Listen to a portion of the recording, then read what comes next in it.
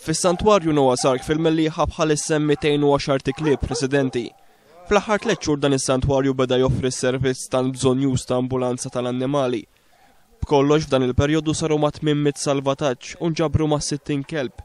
Mark Vellaborda, wieħed mill-voluntiera f'dan is-santwarju qal li bis-servizz tal-ambulanza l-ispejjeż komplew jiżdiedu biex ta' kull ġimgħa l-ispejjeż telgħu għal 12,000 euro. Għalkemm l-ambulanza u parti mis-servizz qed joħsibu l-Gvern, Vellaborda qal li qed ikun diffiċli ħafna lihom biex jipprovdu dan is-servizz.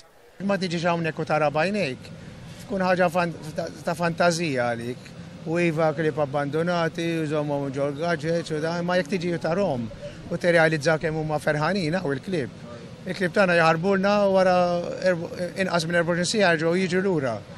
Tant huma kuntenti hawnhekk. Naturalment jekk ikunu ma' xi familja jkunu iktar kuntenti u nispera li jkun hemm nies li jkollhom entużjażmu biżejjed biex jadottaw kelb matur. Mark Vellaborda qal li s-santwarju qed jittama li l-Gvern iżomm il-weda li kien għamel u jintroduċi sistema ta' microchip fuq l-annimali billi joqsu l-annimali mit-toroq u tonqos il-moħħrija. Naħseb il-liġi ilha hemm 8 snin issa u għandha bżonn titranġa ftit. Però bħal-liġijiet kollha l-iktar ħaġa importanti hu li tkun enforzata l-liġi. Għax jkollok liġi u ma tiġi enforzata, dan bil-miktub u ma tiswa xejn. Fost dawk li attendew l-Open Day li kienet organizzata l-ħadd li għadda kien hemm il-mexxej laburista Joseph Muscat. F'din l-okkażjoni il-mexxej laburista tkellem dwar ħtieġa li jkun hemm tisħiħ ta' drittijiet tal-annimali.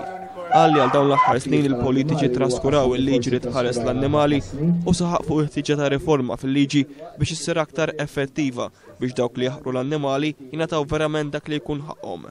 Joseph Muscat ipparteċipa f'ċerimonja ta' tħawil ta' siġar li saret mill-Kunsill Lokali tal-Mellieħa. Kunsill li taħt mexxija laburista kien minn tal-ewwel biex iddedika parti mill-baġġit tiegħu għal ġid tal-annimali.